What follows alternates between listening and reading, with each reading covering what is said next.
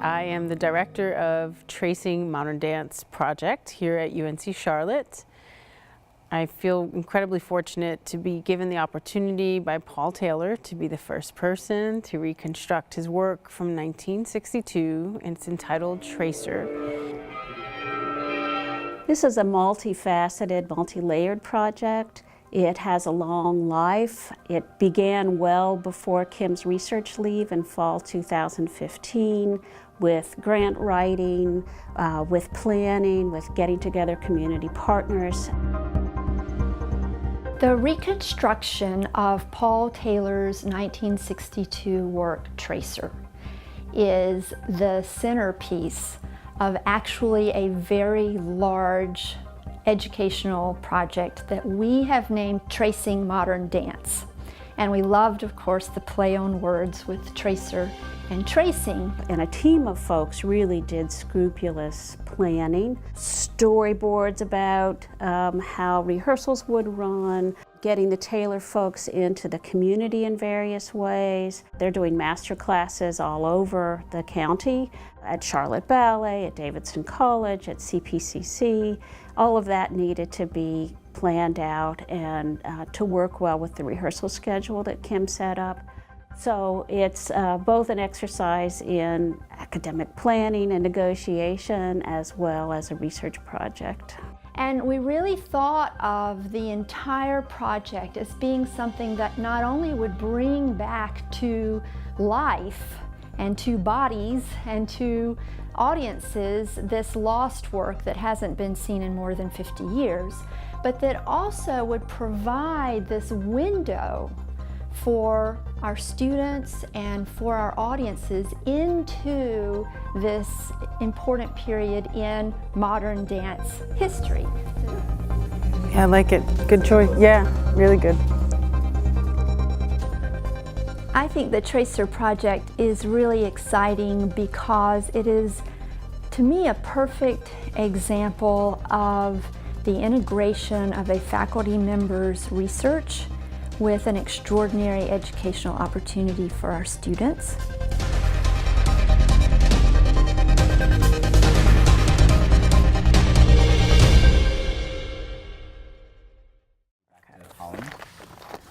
So she might have just needed something else to do in that program. So I was able to sift through all of the photos and gather as much evidence from mainstream reviews, program notes, and think about the 1960s and what was happening in New York City, and thinking about Rauschenberg and the time of artists working with very, very little money, and what it was like to be in New York and to collect found objects and make them art. Kim's research with Tracer is, it's so in-depth, it's so multi-layered, it's so rich. Learning the context and the history and the relationship between Paul Taylor and Robert Rauschenberg, and working with the dancers and studying photographs and studying newspaper articles. This piece that you will see is considered lost. And when I say lost, partially archived or not archived at all, we weren't sure I guess I should say we weren't sure what was considered missing. I was, of course, fascinated with the prospect of a reconstruction or resurrection of a piece where we had very, very little. And we have 145 dances to kind of keep track of, and many of them are just a few bones and pottery shards left, really, in the archives. And Tracer was one that had not, for its choreography element, had not a lot to go on. So I was not very familiar with much about Tracer except the costume design and the wheel itself, which was in-house with us and in Paul Taylor's home for decades after Tracer ceased to be performed. There's things that I'm finding over time since I've seen you. This performance was in Paris, France at Théâtre des Arts, and it's 1962, so it looks like it's a premiere. So this might have been a studio shot before, because it's a cover of the program. So this would probably be before they got to Paris. So this is the 64, the last program we know of Tracer. This was on August 8, 1964. One of the first things we did was start, I would say, 50 hours of research on who's James Tenney. 50 hours. And that means we were calling all institutions to find his scores, and is there anything for Paul Taylor? Who is he? You know, what lives, what doesn't exist? And look at that time period, because that was a very pivotal period for him musically. And I'll share with you that we found music that was like electronic sounding, and then when we looked at other artifacts, we kept hearing that it wasn't traditional sound. But it wasn't classical music, and so we're like, okay, it's got this cool sound. So at some point we were like, this is a recording from like 1961. Clearly, Tracer must be on this recording, but it took a while to sift through all his music. So we're trying to fit an idea of what are we looking for in case we have to hire a composer, what is the mood, what was his interests at the time, who was influencing him. Spend a lot of time gathering branches of information to kind of identify what would the sound be. When Kim got in touch with me about this project, I started ripping apart everything I could find and grabbed photographs, both studio proof sheets and performance photos that were luckily given to the company over the years. And the music was a big mystery because that is a big, expensive stumbling block. And music, even in Paul Taylor's, barest dances, accompaniment or soundscape is very important. And a lot can be inferred by the existence of it. It's a big help to start with. And it's not insurmountable to do without it, but luckily, after a lot of searching, I found a couple of old reel-to-reel tapes that were labeled Tracer. And it was in a small reel-to-reel, and we had to translate it into digital. So we weren't even sure if it would disintegrate through that process. And fortunately, we had an engineer master us a beautiful recording, which was a big sigh of relief. I think what really shifted for me is when we found Paul's notes. And so when I found Paul's notes, I realized this is not a reimagining, that this is a reconstruction. Because there's too much evidence here for me to say, oh, this is a reimagining, when I have shapes and pictures and some transitions. However, it is notes, it's in his notation, and I still have to interpret it. And what was great is that the Taylor 2 dancers are very much invested in that time period. They're the model of the original dance company in the 60s. It's a 6-member team. Our collaboration together, looking at all the artifacts and looking at Paul's notes, we were able to deconstruct and reconstruct what Tracer would be.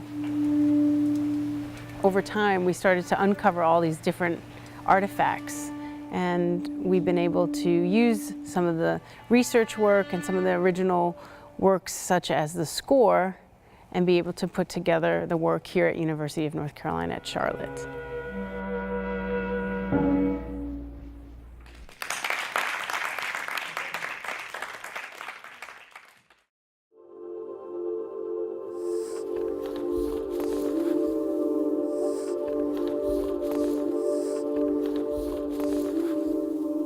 Second solo, 720. 6 months into the project, Tom Patrick found Paul's notes in the archives. Paul Taylor, fortunately, has been always a scrupulous notator of his dances. He plans things. He notates very carefully in advance for hours and hours how he intends to subdivide it. Makes a little timeline, sort of.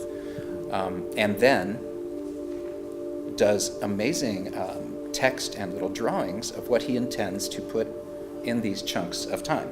His little stick figure drawings really helped me visualize what the shape looked like, because you can write something on notes and it's say like for starch, and then he draws this picture and it's a very clear triangle in between the legs, and you're like, that gives you a very clear image as to what it's supposed to look like. Just by reading his notes, you can figure out the step-by-step order of how the dance was created and how it's supposed to be performed. It was just really cool to see like his actual notes too, and like he would draw little stick figures and like the positions and how each person was facing and how they would run and like how the head was turned. Like he was very detailed. When we found Paul's notes, it changed the entire project. It was this treasure gem, you know, of a sort of like this key really unlocking this mystery into the past. When we found Paul's notes, we realized this is not going to be a reimagining. This is going to be a dance reconstruction. And the other artifacts were coming to support Paul's notes. On back with head by wheel, arms around knees. On loud plunk, right leg straight up. Roll over to the left into position. Paul's notes provided us an opportunity to look at the transitions and the sequence of movements, and his notes are incredibly detailed. We knew the length of the piece, we knew all the different sections, we knew that it started with the girls' trio, we knew when Paul would enter into the space, we knew the proximity of the dancer with the wheel, and then we had the artifacts that we found through the New York Public Library and Betty DeJong's old photographs of the original work, and we were able to compare Paul's notes with the photos and make very clear decisions. But this is when Paul comes out, and this is just when the girls are out, and she's farther away from the wheel here, and she's closer to the wheel here. And that's the same performance venue. It's this, yeah, and I'm like, well, how did she get there? But I actually found that when you guys run to the wheel, that she actually, there's another line of her circling around the wheel. It's the very, very first one. Girls go to wheel in silence. Girls go to wheel, and it's all the girls. Like, I even go closer to the wheel. Like, I've been doing it wrong? Forward? No, but all the photos have her. No. Oh, which Do you one? see that's the wheel and that's her? We also found that the stick figures are actually, they're facing out. So you imagine that you are behind the dancer looking at them, not that they're making that shape from the audience perspective, but from a performance perspective. I was working from Paul's notes, and I did everything backwards, reversed. And someone in the group said, wait, Paul studied Laban notation on some level. Just the way that he draws the stage on the picture, on the piece of paper, would be opposite the way that I would look at it if downstage were here and upstage were here. He flips it. He's very comical and likes to draw little noses to show you the corners of where you're facing, or shade in the back of the head to know they're facing upstage. He likes to draw funny feet. You see this little circle? It's open, and this figure, there's one that's closed. It's like shaded. What do you think the openness means? Right, so. Oh my gosh, there's so much information here, but it's so hard to read and understand. Now step across with right into that stage. You're going to be facing, what is that? Down, stage, left, diagonal. Back leg is up, front leg down. Good, then from there. To it. And for us, it was this process of just digging into the notes and looking at these little pictures that Paul had drawn and trying to find the simplest and most accurate way to inhabit that. I've gotten to know him more through his notes and through the pictures and through investigating maybe what this piece meant for him at the time. One of the best parts of the process was to really get to spend a lot of time with Paul's notes, because normally reconstructing a piece, I'm looking at a dancer's interpretation of them, or exactly what Paul was doing in a video, and then having the freedom to go into the notes and just study exactly what was in his mind and what he's thinking through when he was, just making this cheat sheet for himself. We joke about how amazingly specific his stick figures are. The stick figures are so accurate, even to the little squiggle that is, a bent leg versus a straight leg.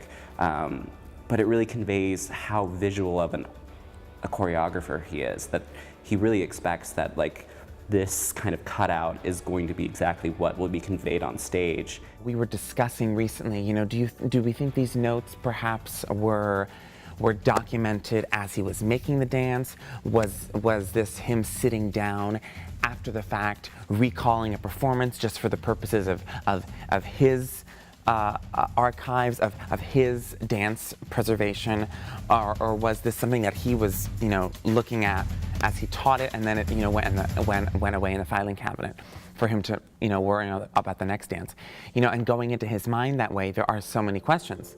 Because it's his shorthand, it's something that he understood. There are just a lot of kind of magical things, I think, that happened through investigating the notes.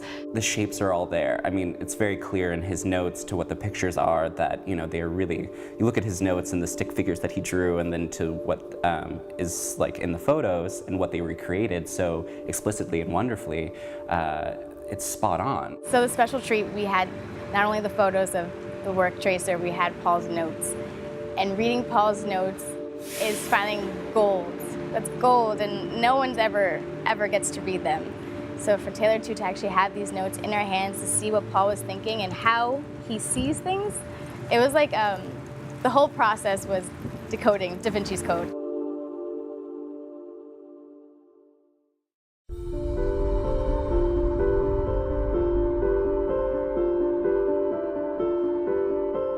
The original sculpture and the sculpture for the reconstruction both have a beautiful life of its own. It breathes into the space. It has a tempo that changes. It has a sound that is so beautiful in silence. You can feel the wind off of the rotation of the wheel. It's bringing life to the space that is very different from dancing on a bare stage. So the current living sculptor who is going to recreate the work is named Jeff Crawford, and he and I flew to New York to meet with someone from Sotheby's, and we had to present our research materials, and by the end of the day we were approved to contact the buyer. And the buyer was completely warm and welcoming, and we had about an hour of time to take the dimensions of the work, to operate the work, and to get a feel and a sense of what the sculpture is and how it lives in a space. I had the esteemed pleasure of recreating the tracer, a sculpture from Robert Rauschenberg. When I was first brought on to possibly recreate this sculpture for the Paul Taylor UNCC project, I jumped on immediately. I mean, anyone would want to get on board to recreate a Rauschenberg, then yes. I was given images, and from that I was able to sort of get an idea of the complexity of the piece, but the measurements were pretty much the key, the beginning block of recreating. I want to be able to give this back to future generations, and as a teaching tool and as a learning tool. I had the good fortune of asking Paul Taylor himself a few questions, and one of the questions was, the sculpture, did it have an integral part in the piece? And he said that the wheel had its own timing, and it was very random when the actual wheel of the sculpture would spin. Now there's a base, and then it's this little thing. And this is the dimmer that makes it go slow and fast. It was a dimmer. The wheel was spinning. And spinning it very slowly, and Slowly. faster, and then slow down again. When the wheel was turned on, it became like another dancer. It became, rather than an object, it became like a participant suddenly, and it's turned on and off at various times, and it runs at somewhat different speeds. It becomes a performer in the piece. And so it really is a marvelous conjunction, of course, the dancers, the living performers, and this object, which is full of motion and full of energy, and it changes too, and I think it becomes a part of the piece, a performance element in the piece. So when there's absolute stillness in various sections of tracer, the sculpture keeps the space alive. It's moving, it's breathing, it's giving its own energy into the space. This is from his book when he was writing about creating 7 new dances, which was done in 1957. The stillnesses are important and are to be on par with the moves, as important as the negative space in paintings, the yin and the yang, as important, if not more so, than silences in music. It'll be so interesting when once we have the wheel and then keep watching that wheel as a moving object, as opposed to the object we have on stage as still. Right. We will be the background for a while, maybe, for maybe a long time. Right, and the maybe wheel has its own- We'll have the stage. Wheel is the mover. It's also integral. It's like part of, it's a dancer. It is the Yeah, dancer, part of and dance. we become the set. The dancers gather around it, they move away from it. It's really very interesting. And how many of their particular gestures involve these kind of circular gestures with the arms? The duet, the two of them grabbing hands with each other, I think is very much connected. Bob had made the piece just before Paul Taylor designed the dance, and I think Paul was thinking about that relationship. The wheel was off center. Like say if this was the stage, the wheel was somewhere there on that side. So there was room here and then a little bit of room on that other side of the wheel. It's about change, it's about mobility, it's about dynamism, it's about energy. And I think that's what, and Bob, knew those kinds of things very well and took it from being the circle and image that had been about stability to something about dynamism and change and temporality, all concerns of Bob's. He said at one point, he told me he liked dance better than art because it's moving, it's changing, and it relies on collaboration. You know what I want to do? And I just thought of it because we could call Dan Wagner and phone him in. That'd be great. During rehearsal. Because he has incredible memory of Tracer. One day we were in class and sitting down all in a circle, and Kim told us she was going to call one of the former Paul Taylor dancers, Dan Wagner. So she just calls him up on the phone and she's like, "Hi Dan, it's Kim," and he's so happy to hear her voice. It was really cool to see that someone would remember Kim like that, because we see Kim every day, she's our professor, she's amazing, but to know someone so professional and historical, to just know her by her first name is pretty impressive. And then for her to ask questions about, "Oh, do you remember anything about Tracer?" And he's like, "Oh yeah, I remember the wheel. The wheel was turning constantly." And then for just the little bits that he could say and remember was really just, it's cool to hear because we know so little as well. So for him to just kind of touch on that, it's like, oh, okay, like maybe just one simplistic word that he says can like change the whole meaning of how we see the piece. We're gonna call Dan Wagner for 5 minutes. He is a dancer that danced with Martha Graham, 1950s. He's danced with Merce Cunningham. He's danced with Paul Taylor. He had his own dance company for 25 years. And he also ran the London Contemporary Dance Company in its final year. So he's quite an amazing person. I met him at Florida State University, and he was my professor there. He was such an artist, and he talked about, he pushed the boundaries for these young people that I never seen and experienced. And it was quite shocking what came out of the undergraduate students at Florida State. It's the most beautiful art. And just the way I'm sure he's similar to Paul in that way, just bringing out beauty so we're gonna call him right now. And he was on tour with Tracer in 1962. And he went with Paul and the company to France. I just need you to know that he's also struggling with Parkinson's, so I don't know how long we could keep him on the phone and how to keep him in conversation with us. It kind of goes in and out. Amazing. So here we go. Dan Wagner on my cell phone. So this is Dan Wagner. I love you. Okay, sorry. Hi, Dan. It's Kim Jones. Oh, Kim, yes. So we want to ask you a few questions about 1962. You think you could go back in time? Yes, I don't know if I can remember it exactly, but go ahead. So I'm calling about Tracer, the piece that Paul created that you went on tour in Paris with the wheel, the Rauschenberg wheel, and I know you were very close friends with Robert Rauschenberg. Yes. Do you recall any images or any specific mood about the piece? But I do remember the piece very clearly. You do remember it clearly. So what do you remember clearly about it? dance was quite stark. It was a set piece by Bob Rauschenberg. A wheel, a bicycle wheel that's set on stage left, I guess. Stage left, that's right. The wheel was there when the curtain went up. The wheel was there when the curtain went up, and it was moving before the dance. Do you have any advice for the young students that are sitting next to me in undergraduate program? Main thing is to the movement.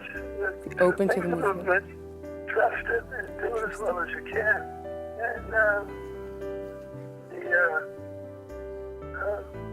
if you just tell them, the little women will take care of themselves. Everything will take care of itself. You have to itself. trust it and just do it. Trust to do it. Okay, well, I'm going to let you go, and we're going to start rehearsal. All right, and I'll think about it and talk to you again. Bye, Dan. We love you. Oh, my love, Kim, and thank you. It's great to hear your voice. To think about doing the work is what's exciting and interesting.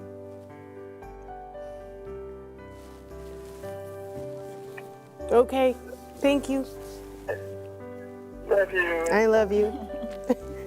You be well. Now start making some dances. Thank you. Bye. It's amazing to hear what they have to say and their words of wisdom telling us just to go for it and like trust it. It's amazing to hear. Calling to Dan Wagner was something that I never thought that I would be part of, because he's such a legend. We always hear about him, and I personally never met him, but someone who knows Paul personally and Paul's work so closely, and to be able to be on the phone together and listen to him talk about the piece made me so honored to be in that circle. He was very helpful in the process, and I think the more we talk to people who have that experience, the more we can learn about how to further this process. We will record this performance, and in the future maybe he can see us perform, so something like that is very important, to almost give it back to the previous generation, what we are carrying on. So it was very, very moving. The elders are the people that motivate us, because we're the transmission of that legacy. Here, come look at Dan. Oh, he's so young. It's Paul. Be safe and have fun. And what did he say? Trust the movement, trust the process. The rest will take care of itself. And the rest will take care of itself.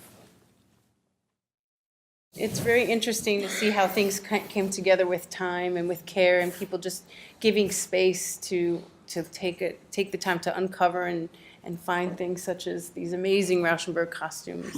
There was a lot to unpack. One of them was this big tracer wheel in a moving box full of newspaper, and another was a big road case, a big black fiber case full of costumes, and the whole thing on the outside just said, "Old Rauschenberg costumes." And so there are a number of pieces that we have preserved and cataloged and photographed. But there was another box that was mislaid in another collection, and on it, tracer. And at first, when we were moving 10,000 cubic feet of things into the archives, we did not notice. We probably just saw this side. But lo and behold, when tracer was on my radar for this project, turned around a box, voila. All of the costumes fit in this little box. We're going to pause for a second because Bridget has brought in the original Rauschenberg costumes. So these are made by Robert Rauschenberg in 1962. These are the originals. So I got to meet Bob Rauschenberg, and he made these gorgeous costumes. They were blue, pink, and yellow on top. Okay. And they had tire tracks across them. That's Paul's. Paul had the reverse. We had the black tire tracks, and Paul had the white tire tracks. And then this was yours. I think so. Yeah. The current costume designer found the original RIT dye box from 1962. And what you'll see on stage is from the same dye group from those costumes. And she has the RIT box here. It says 25 cents. And, when I moved Betty DeYoung from her house down to where she's living now, she actually had the dyes, the old dyes from way back when, and that's the dye that I actually used. Wow. Is the dye from way back when. From 1960. Yeah, so I'm using dye from 1960. So it's been really kind of awesome. My hands are a little blue and green. So these are the students that I'm making. I still have to paint them. so she's detailing by hand each of the tire tracks of every single piece. Yeah. And she's not only doing it for them, but also for our students. Thank you, Bridget. Is that, for example, like number 13, like what is that, where is that? And I think that Kim has pursued works in her own repertoire, in the Martha Graham work, and here in Paul Taylor, that have always been an ensemble.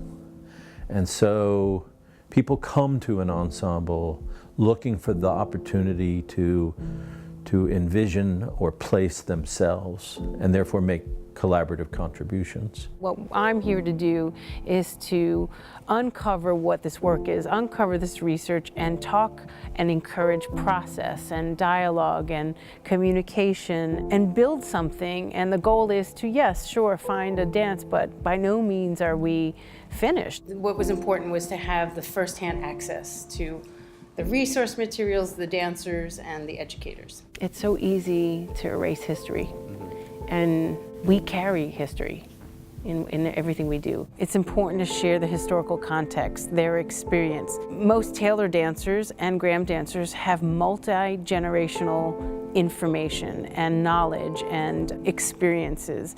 And so this storytelling of experience, this storytelling of what it might have been like in 1962, it's really important for me to hear what they have to say and their contribution. And it's important for me to have dancers thinking about the choices that they're making and to be able to articulate it and to make questions. Ask me questions, because when they ask me questions, it pushes my research into a different direction. And then when I'm pushed into a different direction, all the things start to open up. All these beautiful gems come out, and then there are more things to uncover and things that I can't possibly think of alone. It doesn't belong to me, it belongs to you all. It belongs to the legacy of American modern dance. And frankly, I couldn't do it without you. You are the Taylor dancers. I'm just a facilitator sharing my research. I have zero Taylor embodiment other than what comes from the Graham world. So the intercoaching is exactly what you're doing. I'm going to pull back and trust you by sharing this stuff with you and adding that, and then we bring in the masters to help coach. You are contemporary people. You're adding your knowledge, your bodies to it, your affectation, your muscle memory, your energy behind it is going to be different from the 1962 cast. So I always get nervous about saying it's a reconstruction, because I think it's important to have room for you. There's a sense of ownership I want you to have. You know the legacy, you do the legacy. You are the model of the Tracer troupe, the 6 dancers, and that you have to take ownership in what you know, because you have the knowledge, you have the bodies, the training. What feels right in 2016 Tracer is what is right, not 1962. You're not 1962 dancers. You're not trained in that kind of aesthetic. You're not those people, and you're not trying to be those people. You're trying to be yourselves and bring Tracer 2016 alive.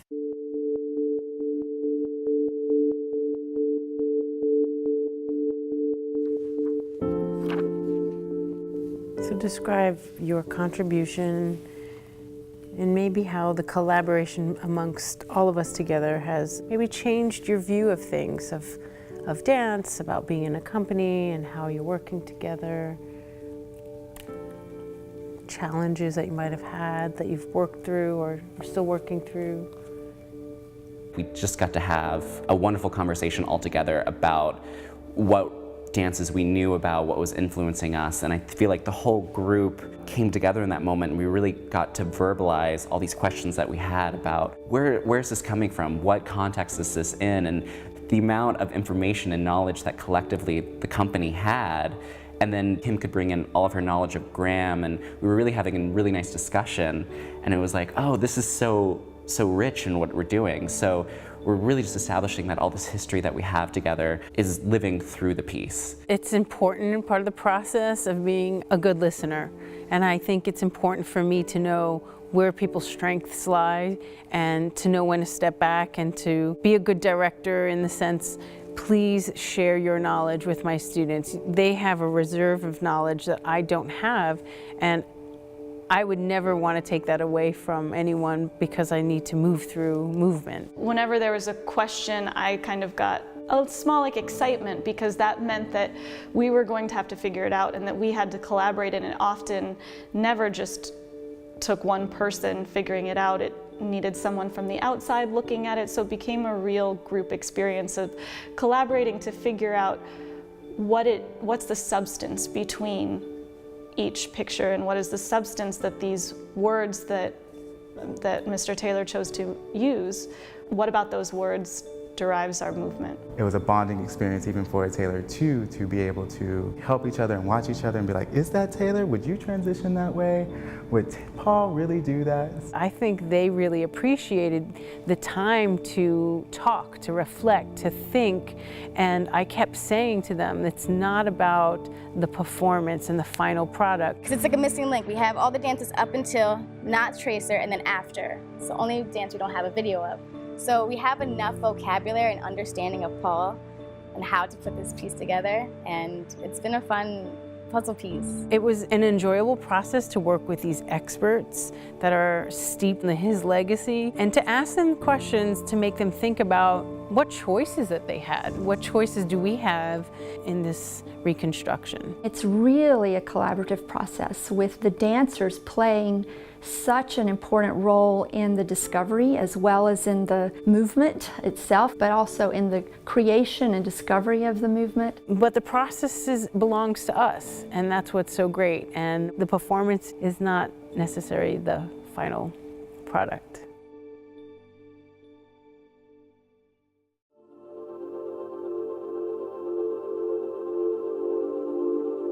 Photographs I distributed to the Taylor II dancers and university students were a compilation of photos that I found at the New York Public Library, the Paul Taylor Archives, and Betty DeJong's private collection. There were pictures of photo shoots, performances, program covers, studio shots, and I put numbers on them so that we could lay them onto Paul's notes. So what you can do is I'm going to pair you up, and I'm gonna give you a Taylor dancer to facilitate and talk to you. Nothing is right or wrong. You're gonna basically take a page and you're gonna try to build a phrase based on what you see, using their work and try to find transitions in and out of the pictures. The first day of the reconstruction process of Tracer, they handed out these papers with still images of different positions and different poses, and they basically, the company had us come up with our own way of how we would put the images together and make a phrase and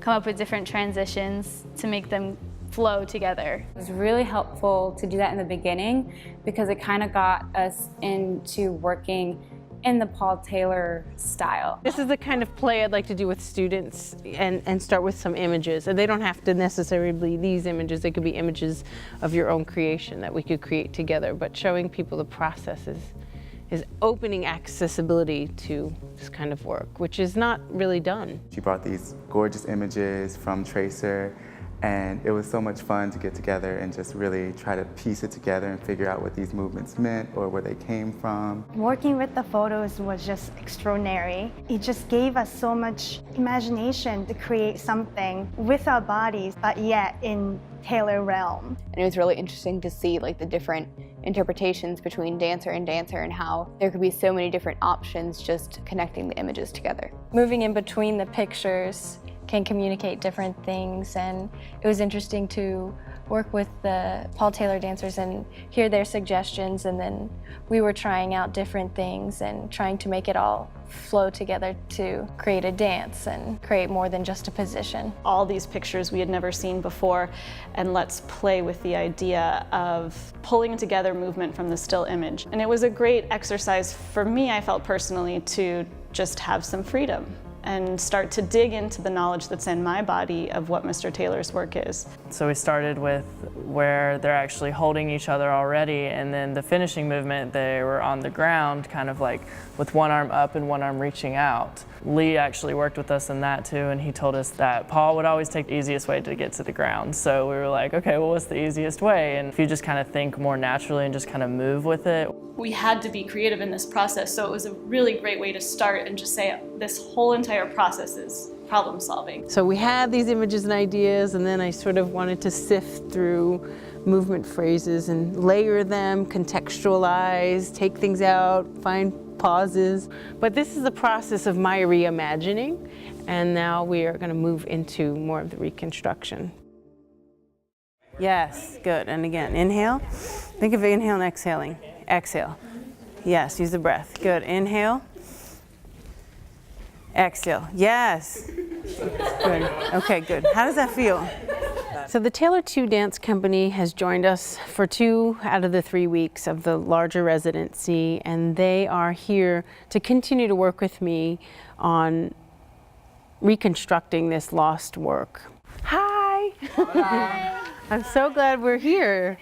So I'm thankful for all of you, so thank you for being here and participating in this never been done before research project for this particular company, so it's a new beginning for a lot of people. When I started my research, I thought, well, what am I going to do for research? Like, what is that agenda? What does that mean to me?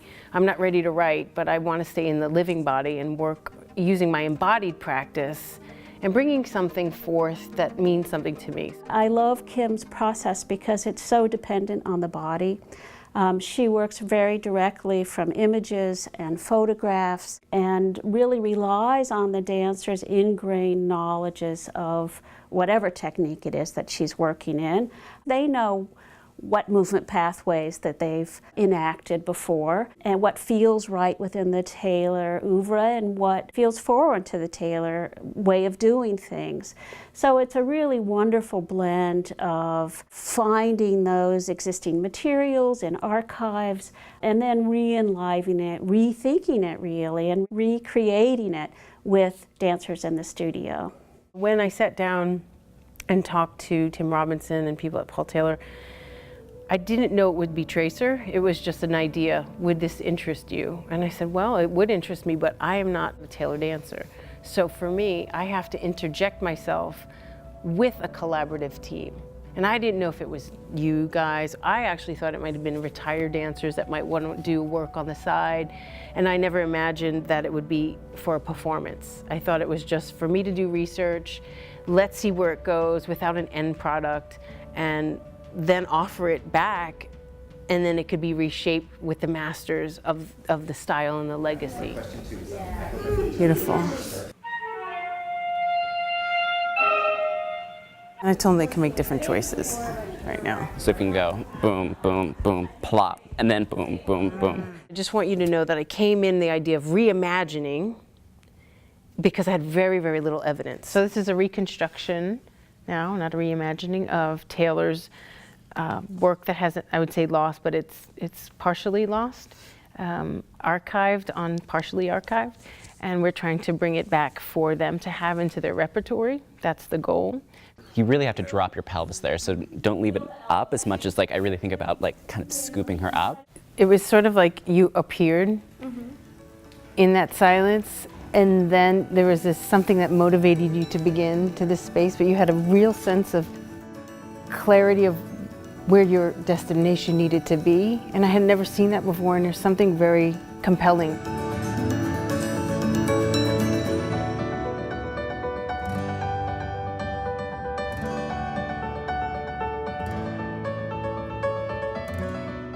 Normal way of learning pole dances would entail lots of watching the videos, or before, someone else would teach the part to you and then do exactly the way you were taught. But this project is very different because there's no right answers. At least right now we don't know what's right. So in that sense, everyone's right and everyone should bring our ideas on the table. Usually we're just dancing or teaching, and so this kind of figuring things out and formulating things really brings us together because we don't know. We don't know what it is. We don't know the information. So it's so great for us to get to talk to each other and relate to each other in a different way. So that eye line level, that appearance, and then there's something rich there. So something to think about. So we discovered that Anita was a person we didn't know until research. You still have a ways to go, but you're moving and her contact fulfills it. And you go and then duet start. Okay. Places. And I'd like the succession that it starts with Alana, then Ray. And go. Yeah. Yes. Perfect. Yes. That feels right.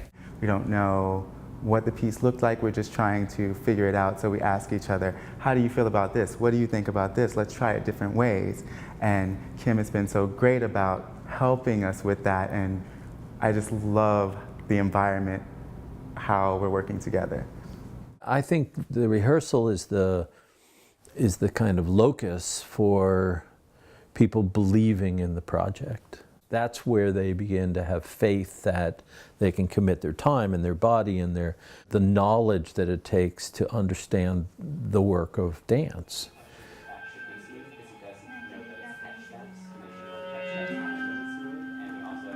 Bump, hold. So it has layers of creativity that are part of the research that Kim has evolved her methodology based on being able to put herself in different places in the process. I think especially as a dancer, because dance is physical research as much as it is an intellectual process. Having the beauty of time, letting things sit on a shelf, maybe you can't answer them today, and then 6 months later we're like, oh, let's look at it again, and these things come up through research and through thinking about it and researching from Paul's notes, from his autobiography, coming back to it at different angles at different times of our life. You don't just hit a fact and then move forward. You hit a fact and probably move back in order to then evaluate what that felt like. And that I find very enriching. I mean, and I'm not a dancer. Part of what I love about research is that you pose these questions and you let things just unravel. And with more questioning and more investigation. So thank you for that.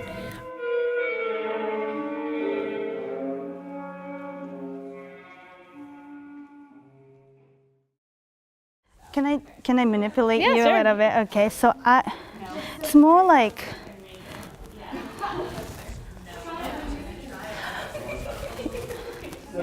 you almost like are listening to something here. Like what? Oh, that's it. That's it. That's better. I think that all of the Taylor dancers, from experiencing them in classes and in the Taylor project, they're very good at showing us, but then specifically correcting little joints and muscle movements in our bodies. You have to lift up in the chest and pull the shoulder back, and you kind of, watching him do it, I feel like I'm doing it right, but then when they actually come over and kind of manipulate you a little bit, you feel it more and you actually know where you're supposed to be, and then you kind of keep going back to that. And then getting the corrections of the same idea of the arms coming from the torso and then expanding beyond that. And this spiral and this energy that's kind of going in all these different directions. It's not just a look in a certain direction, that the head is connected to the spine and then it's starting from a spiral deep within the body. And the more subtle directions I gave them with that, they started to do the movement a little deeper. It's here and it's kind of relaxed and hidden, you know? It's not anything like forced, it's just, it's back, yeah. I'm shadowing Lee, who's a Taylor 2 dancer. He's been working with me a lot. He's very helpful with all the stylistic qualities that Taylor has to kind of embody to do the movement. So it's really nice to work with someone who already embodies that and channels that into their everyday movement. While working with Alana in Tracer, she was able to physically show me and let me mimic exactly the movement and the placing. And then also, if I did something a bit incorrectly, she would come and touch me or tell me, this is incorrect and here's how you do it. I was working with Ray, and so she was coaching me on all the specifics on the arms and the head tilts and like the plie and all the different like body angles that are so particular to Taylor. Hold that. I want more, little bit more. Yeah, like drop shoulder, like engage here a little bit. Good. She would just come over and fix my arm or, you know, say the focus is always out. We would run it and then she would give me a correction and she would say, oh, and Taylor, we would bring our arms down first before going into another move. And she was so kind and so positive and always smiling and encouraging and also very focused. We have our arms up and we're leaning into our hip and our gaze is up, and that can be interpreted in a lot of different ways, but seeing her perform that and seeing her show us how to do it made it more clear. When we're watching the students, to me I kind of see the energetic feel of it's twisted over to one side or if it's going over to the other side, that has a different energetic line to it and can be fixed by kind of going to the core of what that spiral is. It was really helpful for them to coach me in the Taylor style because I've never taken Taylor classes, I've never done a master class in Taylor. They give me a lot of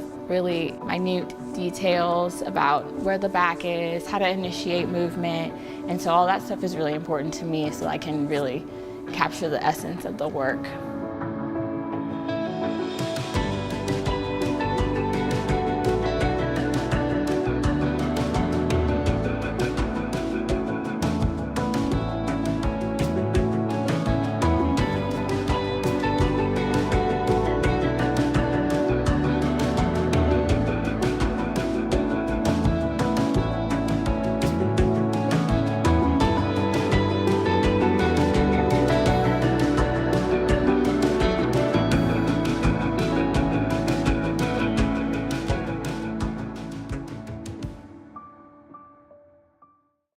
I'm really excited about the premiere of the reconstruction of Tracer.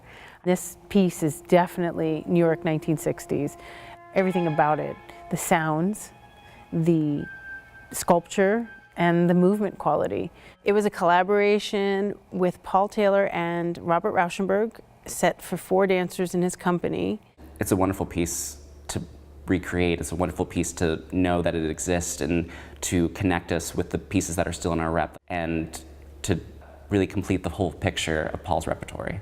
I'm just now realizing Betty's of the generation when people weren't his friends. They weren't people that he worked with in Graham. Betty's of the generation where he found dancers. And this is really the first piece where he had 3 females that he had never worked with before that he found and hired. It was just a dance, just a lovely, you know, little jewel.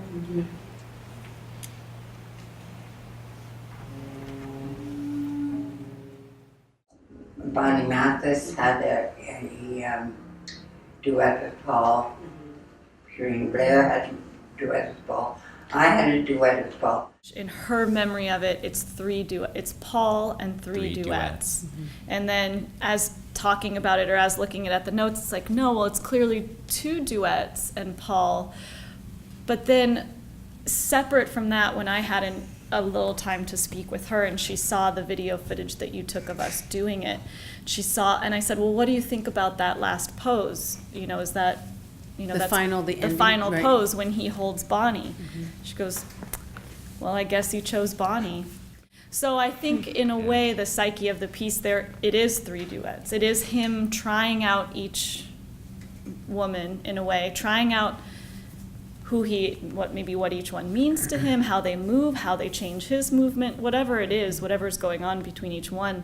I don't recall many specific moments on stage where Paul explores the relationship between one man and 3 women, except in Brandenburg's, which is a dance he made in, I think, '87.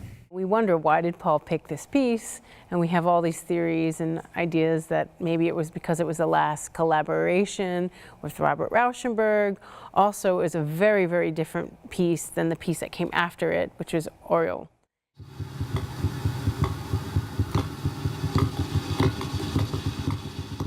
I feel that the Paul and Betty duet is different from the other male-female duets. There's a lot more tenderness. It definitely has a different qualitative feeling than the other duets. That's lovely. She's definitely outside of his style. I show you behind his thigh. On this picture, you're like. It looks like resting on the hip a little. Inquiry.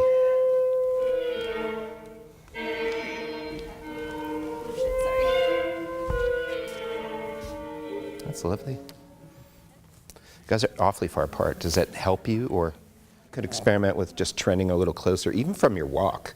To have someone's outside eye saying, look at him, but also keep your head up, or look out, or fall this way, or maybe use his arms in that way. All those little inputs from our coworkers who have so much knowledge as well is really helpful. Yeah, it takes a village. It takes a village.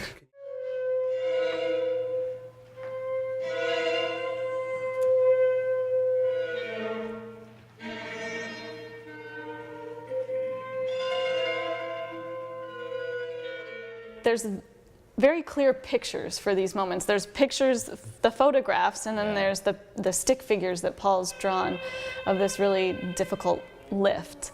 Not really, the lift isn't difficult. It's the set down onto one leg, and then I can't remember the word exactly. Is it lean?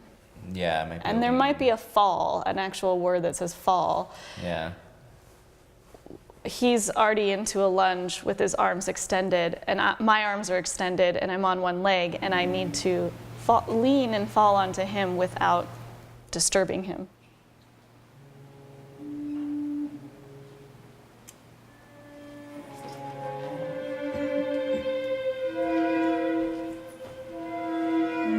I see you as kind of more of a Paul figure, you know, and that it is these two people coming together that are very strong in their own right and respect each other very much and have a deep connection, if maybe at that moment in time they don't know it.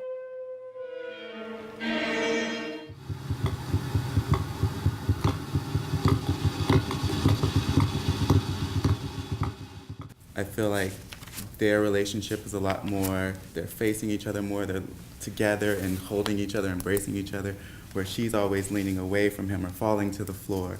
And so it's like I got a really different feel about how he relates to each of those girls in that time.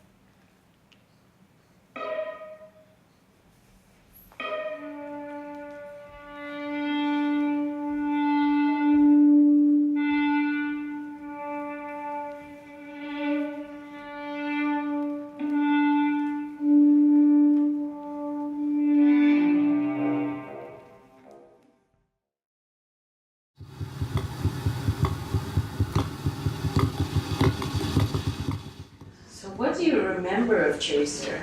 Nothing. Nothing. Now, the only thing I remember is, it was the very first piece I was choreographed into.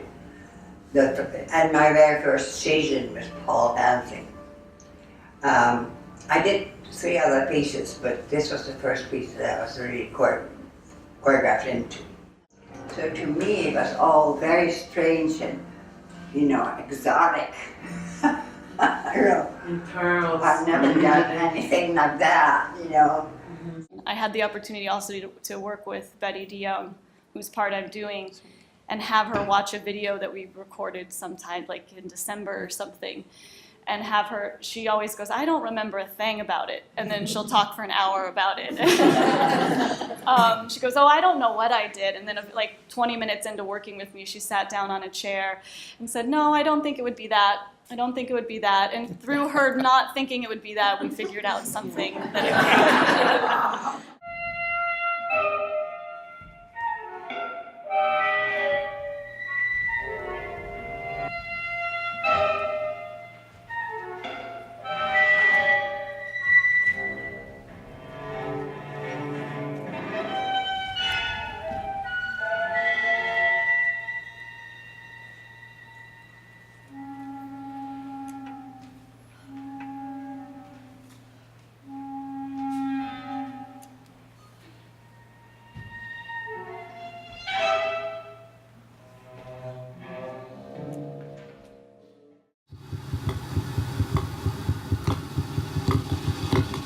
Paul definitely had a solo.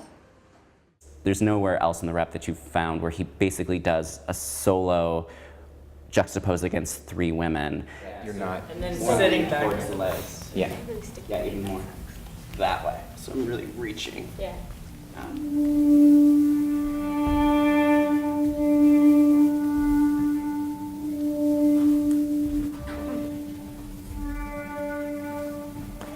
I have to say that I am a gigantic nerd when it comes to dance history in general, history, and then specifically Mr. Taylor's work. And this is such an interesting time period for me to study.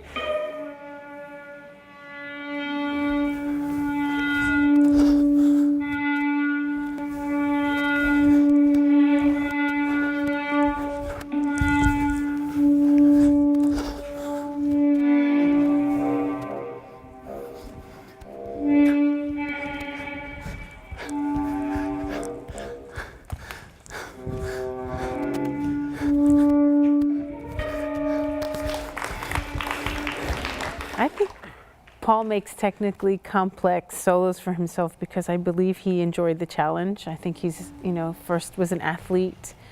I think he enjoyed moving with lots of energy and strength. There's a lot of powerful, dynamic, and directional changes that are really, really challenging and beautiful.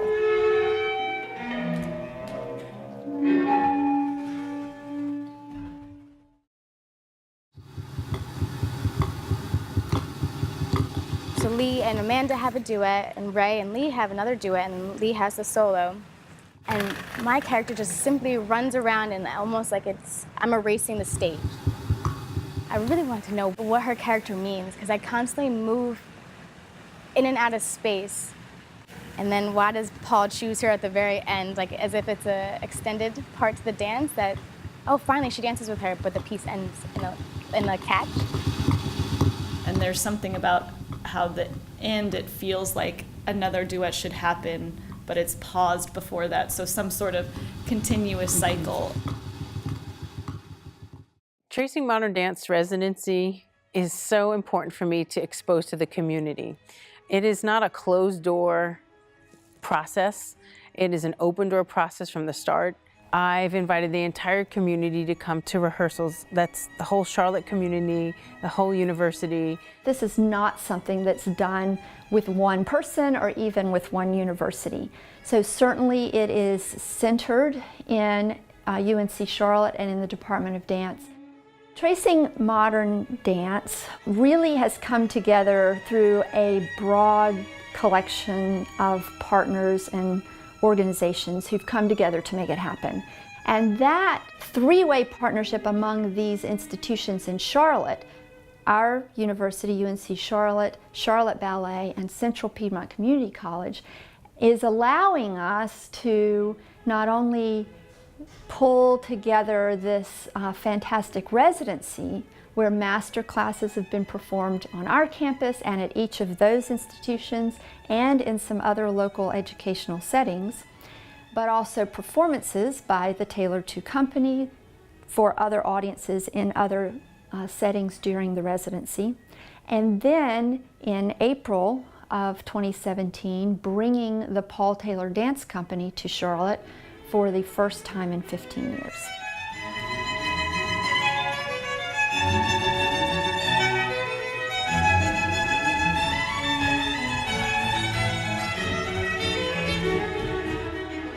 importance of this project was to build it here in the city of Charlotte where I work and the community that I live in, and to give the opportunity to our partnerships with the other dance institutions, to give it to the community, to bring them into the house, and for us to eventually go out. It really is a large educational project that is anchored by this very exciting reconstruction of the work tracer.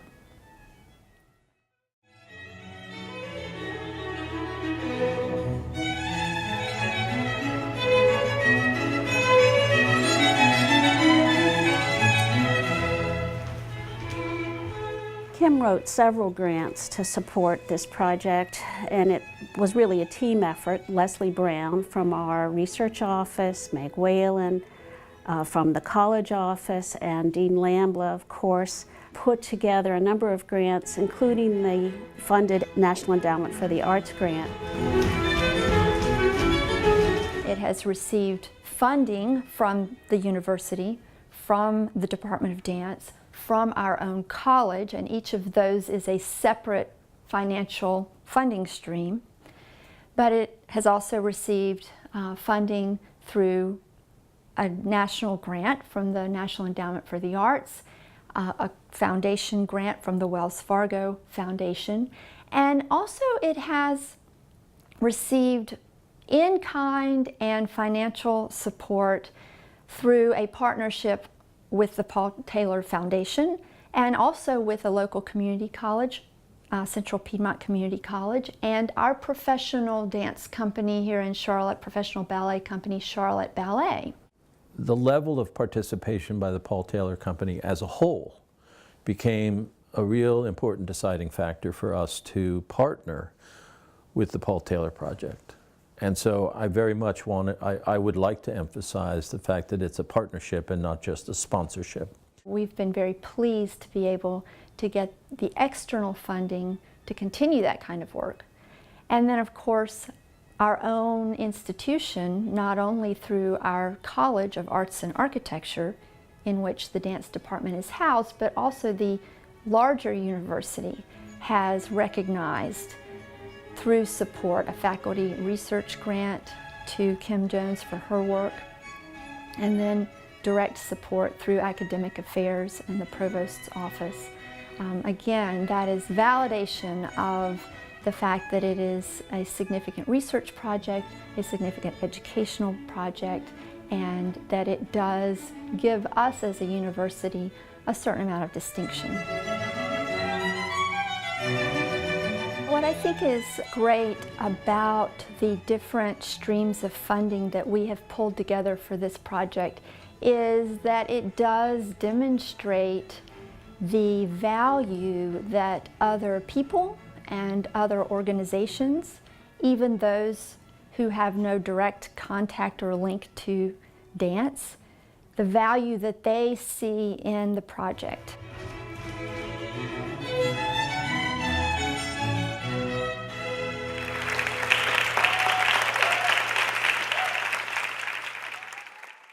I think Tracer represents a comprehensive integration of dance scholarship and education. I think that it represents, at an international level, the acceleration of scholarship in the dance field. And so it becomes important not just to the Paul Taylor Company, not just to this college, but as it represents the opportunities for dance scholarship to continue expanding. This project would not only accomplish the task of reconstructing Tracer, but convey the process and convey the significance of looking at a work of dance within a much larger context of art making, of history, and of relationships and and artistic creative relationships that help to bring about this particular work. And at the same time is a project that can bring national attention to our university and to the program that we have here, and in particular our dance department. the project has strong impact, and it has an impact beyond the dance department. It has impact that we are looking at the way in which all the disciplines, visual art, performing art, and design professions have linkage. And clearly modern dance represents a method by which all of those disciplines came together. And then of course we were so excited that the uniqueness of the project received attention nationally through an article in the New York Times. And for us in Charlotte, North Carolina, it is still a really big deal to have a large feature article focused entirely on something we do here in a national, international newspaper like the New York Times. Well, I think I like this new title of a dance detective that Michael Solinder has given me. It's a lot of fun, and I really enjoy digging into the research of things, and I love history, and I love to make parallels to our lives and to lives of people in the past. I also think Kim is cognizant of the potential of this work in the field of dance education. And that's a very important outcome that we haven't really begun to study. But because of all of the partnership that has come together in this, I think the material is there to study how this affects dance education. And to see the value that it brings to the history of dance and to our modern, contemporary, I suppose, understanding of dance and dance history. So just the significance of it to the dance community and to dance history, I think, is so exciting and so, really crucial. It's not the grand finale. The opening is the opening.